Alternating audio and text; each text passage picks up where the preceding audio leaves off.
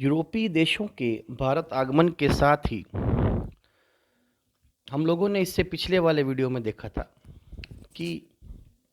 किस तरीके से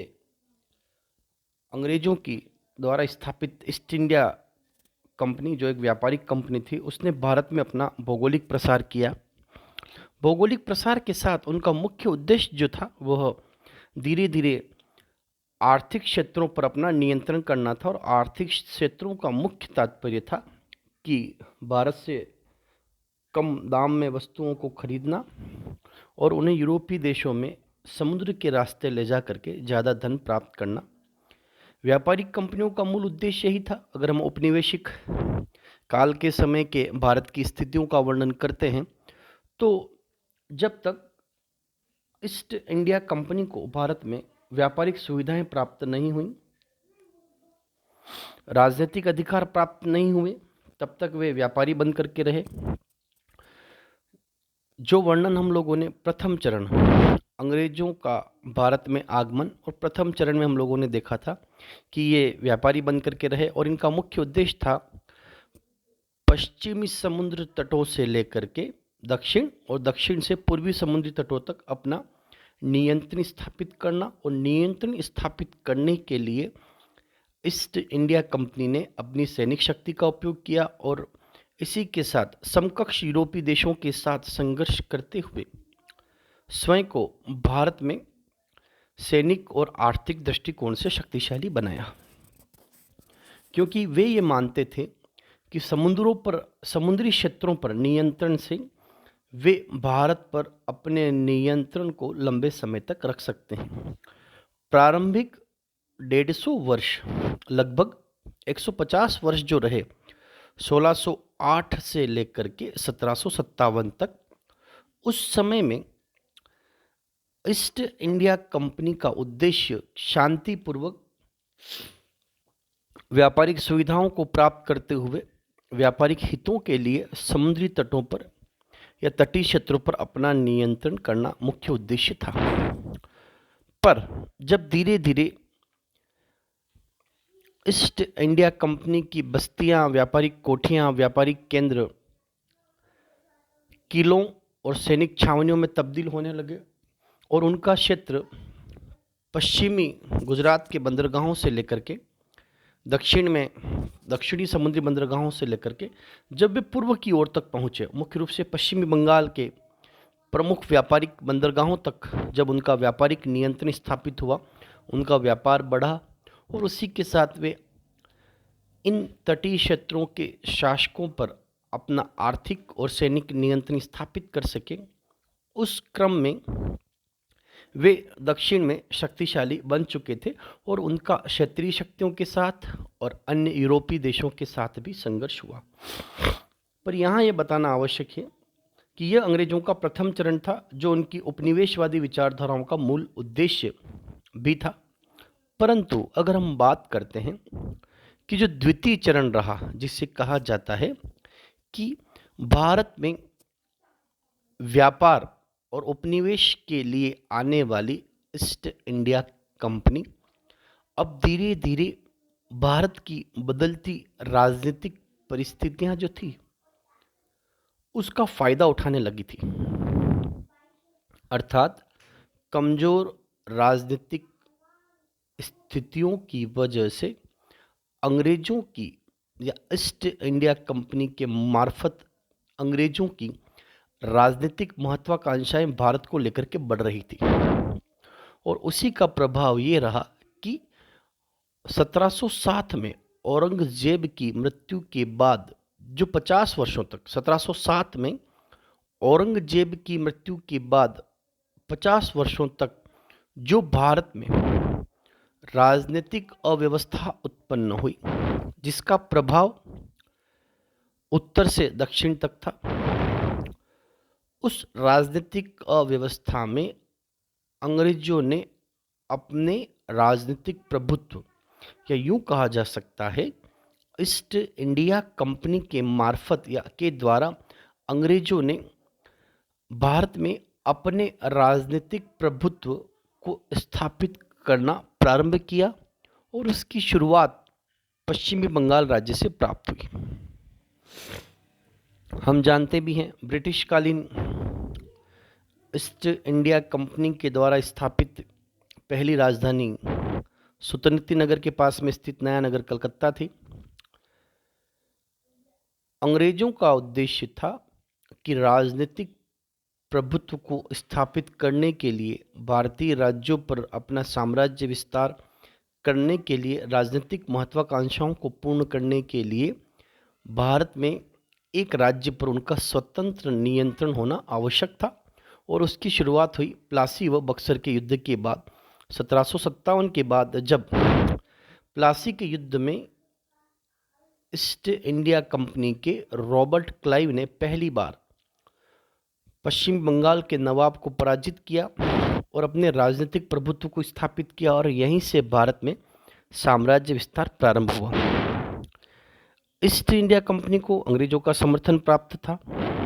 और उनका उद्देश्य था कि भारतीय क्षेत्रों पर आर्थिक नियंत्रण के साथ राजनीतिक अव्यवस्था का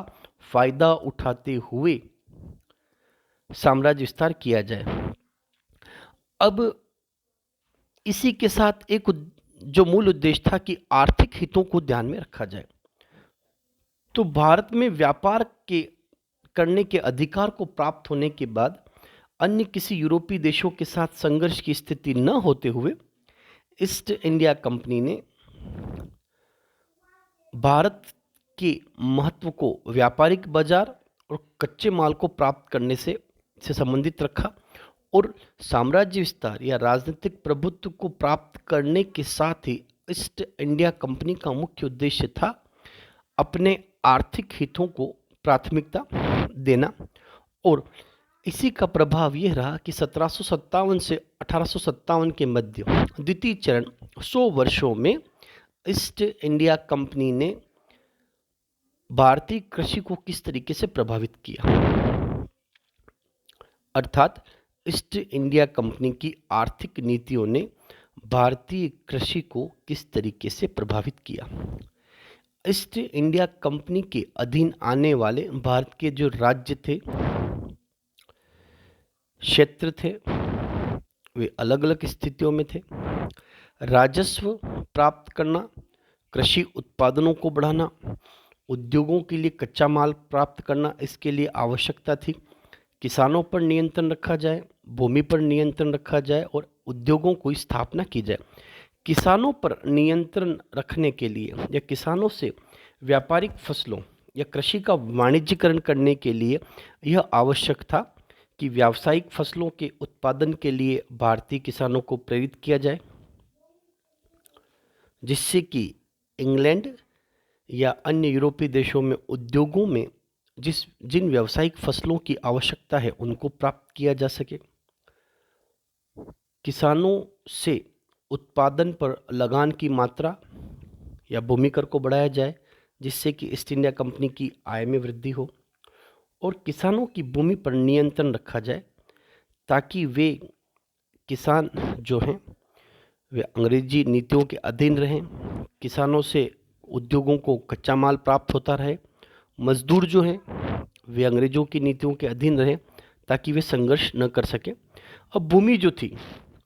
भूमि पर भी अंग्रेजों का नियंत्रण रखा जाए ताकि उन्हें निरंतर और नियमित राजस्व प्राप्त होता रहे। उद्योगों पर नियंत्रण रखने के लिए नवीन औद्योगिक नीतियां स्थापित की गई, जिससे कि भारतीय आर्थिक क्षेत्र मुख्य रूप से कृषि भूमि, औद्योगिक भूमि और उद्योग जो हैं उनके ऊपर ईस्ट इंडिया कंपनी के नियंत्रण को बनाए रखने के लिए यह आवश्यक था कि द्वितीय चरण जो था, जिसे कहा जाता है आर्थिक उद्देश्यों के साथ, ईस्ट इंडिया कंपनी ने अपने राजनीतिक हितों को प्राप्त कर लिया था, परंतु वे भारत की अर्थव्यवस्था पर, कृषि व्यवस्था पर, भूमि व्यवस्था पर, उद्योगों पर अपना स्वतंत्र नियंत्रण नियमित और निरंतर चाहते थे, जिससे कि उनकी आय बढ़ती रहे। इसी क्रम में अगर हम बात करते हैं कि सामान्य अगर चर्चा की जाए, औद्योगिक प्रसार के साथ राजनीतिक प्रभुत्व को प्राप्त करना और 1757 से 1857 के मध्य इन 100 वर्षों में ईस्ट इंडिया कंपनी ने भारतीय कृषि व्यवस्थाओं को किस प्रकार से प्रभावित किया, हम पहले वर्णन कर चुके हैं। कृषि का व्यावसायीकरण, कृषि का वाणिज्यीकरण उद्योगों के लिए आवश्यक था। नियमित राजस्व प्राप्त करने के लिए ईस्ट इंडिया कंपनी ने रैयतवाड़ी, महालवाड़ी और स्थायी बंदोबस्त व्यवस्थाओं को भारत में लागू किया। राजस्व प्राप्त करना, कर मुक्त व्यापार को प्राप्त करना, मुगलों और अन्य क्षेत्रीय शासकों से व्यापारिक सुविधाओं को प्राप्त करते हुए भारत में व्यापारिक एकाधिकार को स्थापित करना, अन्य यूरोपीय देशों को भारत से बाहर निकालकर भारतीय व्यापार पर अपना एकाधिकार स्थापित करना, जिससे कि ईस्ट इंडिया कंपनी को आर्थिक नुकसान न हो। भू राजस्व को बढ़ाना, भूमि से प्राप्त होने वाली आय को बढ़ाना, इसके लिए भूमि पर नियंत्रण आवश्यक था। देशी राजाओं से संपत्ति व उपहार प्राप्त करना, रिश्वत लेना, ताकि उनकी आय बढ़ती रहे ईस्ट इंडिया कंपनी की। भारतीय कृषि क्षेत्रों का आर्थिक शोषण, कच्चे माल को प्राप्त करना कम दाम पर और इंग्लैंड भेजना समुद्र के रास्ते और वहाँ पर उन्हें बेचकर ज़्यादा धन प्राप्त करना। इंग्लैंड के उद्योगों में उत्पादित होने वाली वस्तुओं के लिए भारत को एक प्रारंभिक बाजार माना गया। वहाँ पर इंग्लैंड के उद्योगों से निर्मित वस्तुओं को बेचकर भारत को एक बाजार के रूप में स्थापित करना। और उसी क्रम में 1757 से 1857 के मध्य 1813 के चार्टर एक्ट के द्वारा भारत में मुक्त व्यापार क्षेत्र, जो ईस्ट इंडिया कंपनी की प्रमुख व्यापारिक नीति थी, 1818 का 13 का चार्टर एक्ट, कर मुक्त व्यापार या मुक्त व्यापार की नीति को प्रारंभ करना, जिससे कि भारतीय क्षेत्रों में ईस्ट इंडिया कंपनी का अधिकार बना रहे और अन्य कोई भी देश, बाह्य देश अगर भारत में व्यापार करना चाहता था तो उसको अनुमति लेनी पड़ती थी ईस्ट इंडिया कंपनी से। यह था मुक्त व्यापार का क्षेत्र। औद्योगिक क्रांति को सबसे बड़ी आवश्यकता, औद्योगिक क्रांति को सफल बनाने के लिए इंग्लैंड के द्वारा स्थापित की गई औद्योगिक क्रांति को सफल बनाने के लिए यह आवश्यक था कि उद्योगों को कच्चा माल निरंतर प्राप्त होता रहे और उसके लिए आवश्यक था कि भारतीय किसानों को व्यावसायिक फसलों के उत्पादन के लिए बाध्य किया जाए, प्रेरित किया जाए और उन्हें प्रताड़ित किया जाए। इसी क्रम में अगर हम बात करते हैं कि भारतीय कृषि पर 1757 से 1857 के मध्य जो प्रभाव पड़े, कृषि का वाणिज्यीकरण, व्यावसायिक फसलों का उत्पादन, खाद्यान्न संकट, धन का निष्कासन, सोने व चांदी के रूप में धन को इंग्लैंड भेजना, जिससे कि भारत की आर्थिक स्थिति कमजोर होती जा रही थी। भारतीय उद्योगों का विनाश, यहाँ पर भारतीय उद्योगों का तात्पर्य था कुटीर और लघु उद्योग, जो कृषि करने वाले वर्गों पर निर्भर था, वो समाप्त हो चुका था, क्योंकि भारतीय कृषि पद्धति, भूमि और उद्योगों पर ईस्ट इंडिया कंपनी का व्यापारिक नियंत्रण स्थापित हो चुका था और वे ये चाहते थे कि किसी भी प्रकार की औद्योगिक कार्य जो है वो ईस्ट इंडिया कंपनी के लिए लाभदायक हो और उसी के साथ भारत की जो परंपरागत व्यवस्था है, लघु और कुटीर व्यवस्था, उसको समाप्त किया जाए। भारत में कृषि व्यवस्था का कमजोर होना और मजदूर वर्ग, औद्योगिक क्रांति के साथ मजदूर वर्ग का उदय और मजदूर वर्गों का उद्योगों पर निर्भर रहना, यह एक प्रमुख समस्या थी। तो प्रारंभिक दृष्टिकोण से अगर हम बात करते हैं कि ईस्ट इंडिया कंपनी के भारत आगमन के साथ ही भारत में जो कृषि और व्यवसायों पर जो प्रारंभिक प्रभाव देखा गया, उस प्रभाव ने भारत को द्वितीय चरण 1757 से 1857 के मध्य इस स्थिति में ला दिया कि सोने की चिड़िया कहे जाने वाला देश जो था वह अब बर्बादी की ओर बढ़ रहा था। और इसका परिणाम था 1857 की क्रांति में किसानों और मजदूरों ने संगठित होकर इस शोषण पर आधारित आर्थिक व्यवस्था का विरोध किया।